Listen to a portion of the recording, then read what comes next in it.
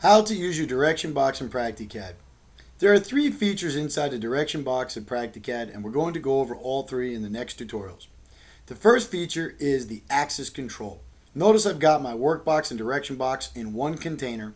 I have it locked open, and now we're going to focus on the axis control. You can see here we have three different choices: all axes, axis, or mid-axis. To show you what these three options do, we're going to grab a piece of rectangular duct and we're going to try to place it on the drawing by clicking one time, and we're going to rotate it in a circle. Notice that PractiCAD is allowing me to rotate it at any degree to the drawing that I want.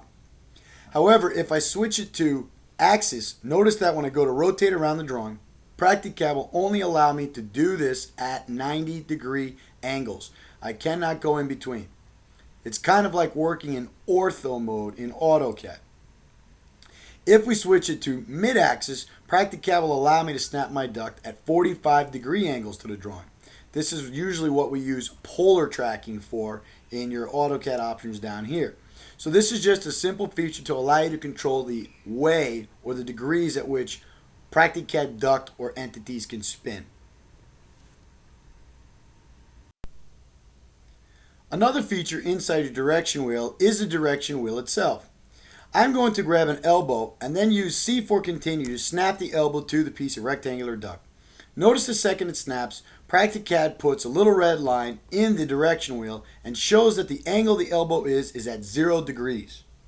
Airflow of the fitting or the in-out connection dictate the degrees. So the elbow is turning to the right, that is 0 degrees. If we would like to switch the elbow to the left, all we need to do is reverse the side, and now you'll see the elbow will be turning to the left, and PractiCAD shows us that it's 180 degrees. We can also rotate it down. You can notice it's rotated down because an X will appear whenever the duct is rotated down, or we can switch it to the opposite side and we can rotate it up. Obviously, if we're dealing with round duct, we can also click on midpoints to rotate things at specific roll angles. In this tutorial, since we're using rectangular duct, we're only going to rotate it around 90 degrees. The last feature in the direction box is the ability to put in any roll angle you would want the duct to be rotated on. Here we have split screen, two views with an elbow attached to some pipe. We're going to click on the elbow one time. When we do that, you can see that PractiCAD is showing us that the elbow is at 0 degrees, oriented from the pipe that it's attached to. And now we can obviously control the roll angle of the elbow if we'd like to edit directly from the direction wheel by just clicking on the line we want. Or we could just keypad in the exact roll angle we need. For example, if we would like to rotate this at 15 degrees, we can just type in 15 in our parameter box here. Once we hit enter, it's going to rotate it at 15 degrees.